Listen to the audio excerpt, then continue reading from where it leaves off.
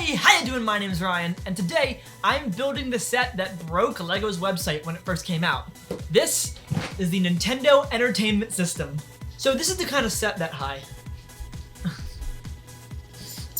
This is the kind of set that a lot of older fans of LEGO were hoping for, kind of dreaming about when they first announced the partnership with Nintendo. And they did it. They made a gorgeous looking NES set with an old TV. I had an NES growing up, so I'm really excited to build this thing. Hi, Lindsay, do you want attention?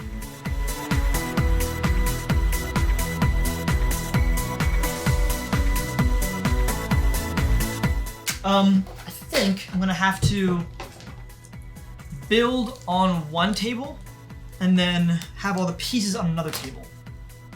Okay. Got a couple stickers here.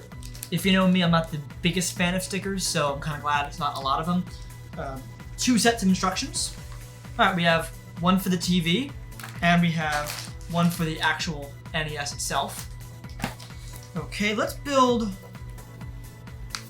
the NES first.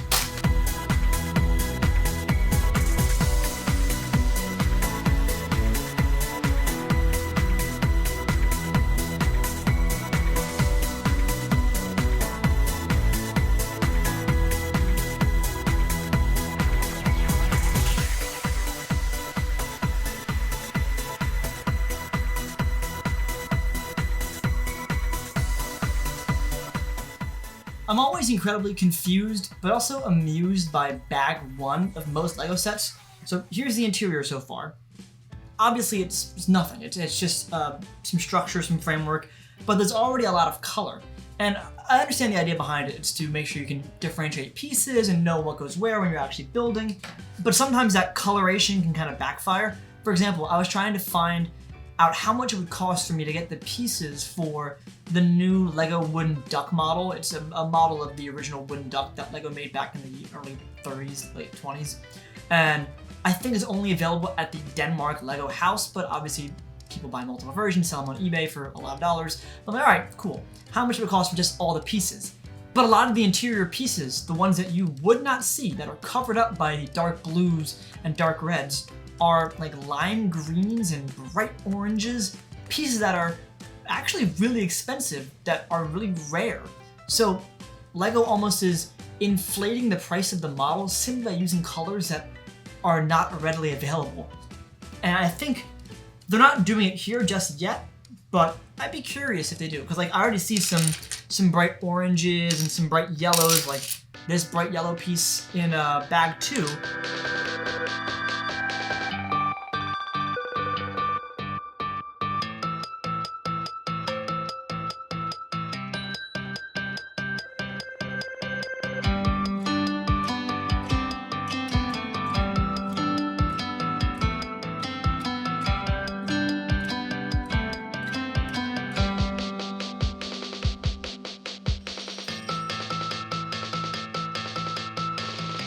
So it looks like LEGO added the console tray for the actual NES cartridges, and it's spring-loaded, so it has that kind of feel that the original NES had, which is a really nice touch. I feel like this is going to have a really close approximate experience to actually inserting an NES cartridge, pushing it down on the tray to have it click into place, and playing on the NES. When I first was building this colored spindle, I was wondering what the heck is this thing? But I think this is the locking mechanism for the cartridge tray. So let's find out. It is! Oh, that's genius! So how this is working is that there's a small T-frame Technic piece with a notch sticking out of the side. And when you push the cartridge tray down, it slides down the two rails it's on and actually is able to be caught by that small colorful spindle. And when you push it back down again, it slides further down to the end where it's free. That is really smart.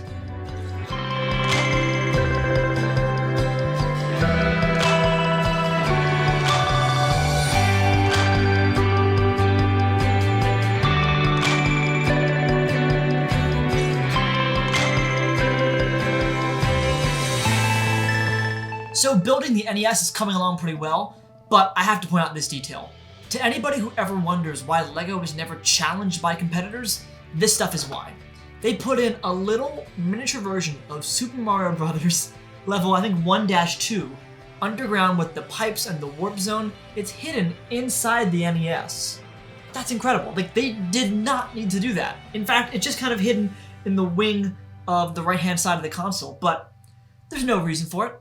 It's just there to be there. It's there as a nice little detail of like, you know what? Let's do it. Let's imbue this console with a detail about Mario. It's incredible. Like, that's why. That's why LEGO will probably never be challenged by any competitor on a serious level. This kind of detail. This is why this set was so sought after. Stuff like this. It's just so many little things that are built into it, and the model is just gorgeous so far.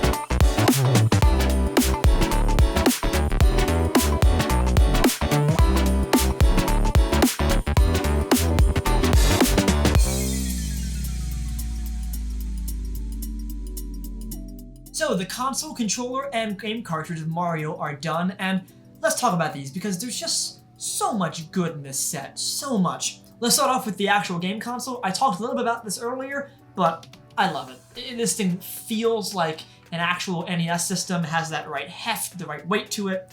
All the detail on the printed pieces on the front, the two controller inputs, the buttons on the side, all the little, even the side notches, they got those right. The inputs in the back, the power cable in the back, it's just, there's so much good here.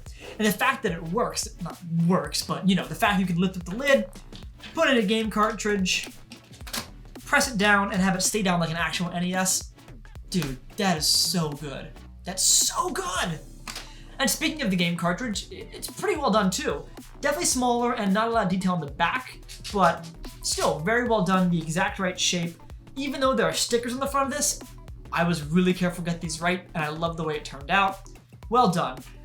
Honestly, my favorite part might be the controller, because for them to get this much detail and shape into a small piece like this is super impressive. There were some really unique building techniques that I didn't even consider were an option. I'm not even halfway done yet. The TV is the main part of the set, and I have so many bags on the floor right now, so let's get this TV built. I'm so excited for this now.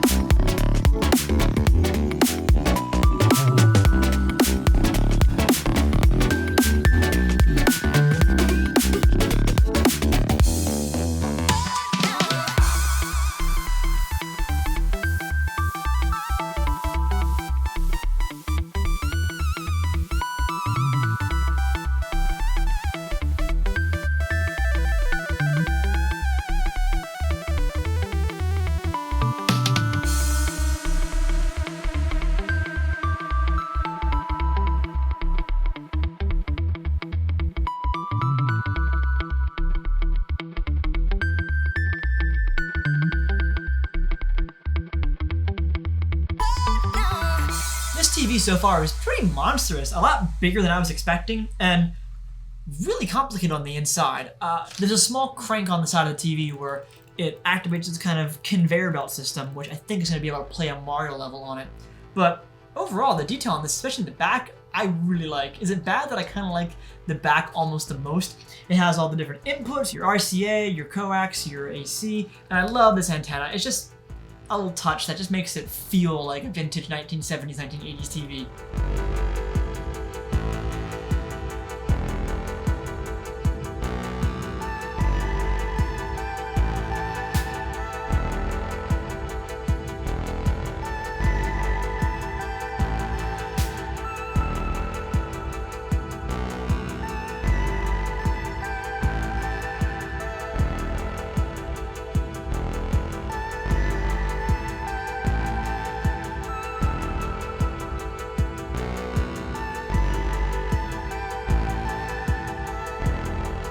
This times 15 section of the build reminds me of when I was making the Ferris wheel, and you have to build all the individual passenger cars, and it's, here's 6 steps, do them 12 times, 30 times, and you're like, oh my god, here we go. But it's worth it. It's always worth it in the end.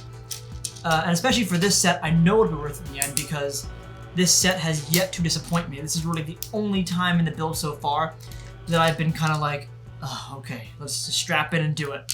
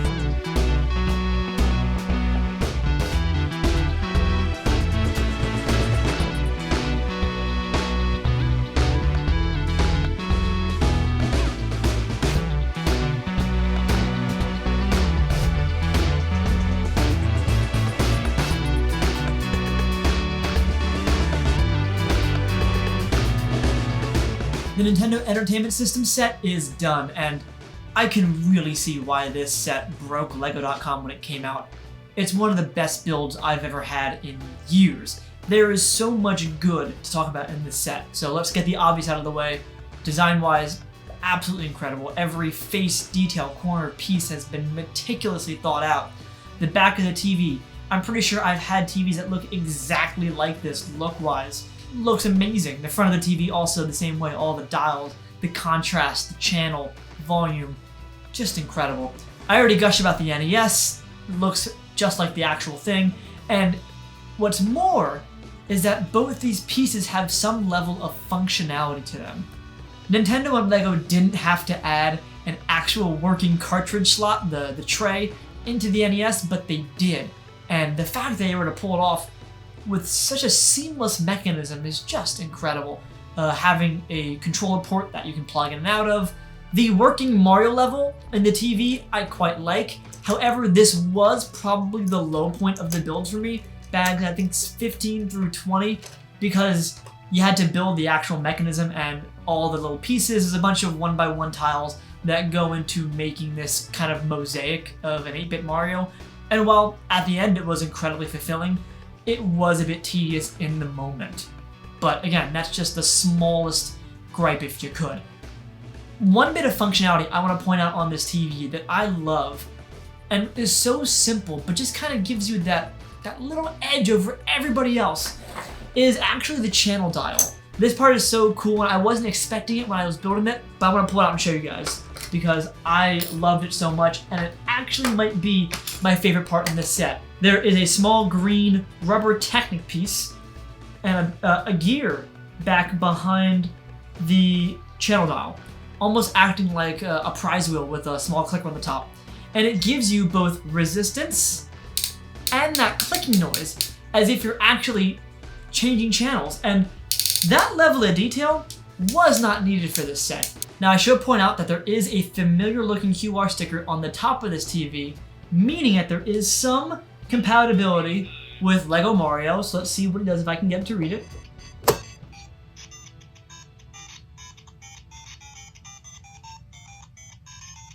Okay, he just kind of just sings Mario's theme, plays Mario's theme as you're turning the dial. This set is just exquisite. I'm so happy that I got up at 12:10 a.m. to get this before it crashed the entire site, and I can see exactly why it crashed the site, because it is every bit as beautiful as it looks on the box, and it is every bit as beautiful as I dreamed a set like this could be. Hats off to you, LEGO and Nintendo. If you wanted to make a Super Nintendo set, if it's anywhere near as good as this, I'd be one of your first buyers. And if you wanted to make different level packs for the TV, you can put in new conveyor belts, maybe with other Nintendo games like Excite Bike or Legend of Zelda, dude, that'd be incredible. But if this is it, if this is the only kind of set we're getting like this, you've made one hell of a set. Nice job. And as always, if you like this video, be sure to subscribe to the channel, and thanks for watching.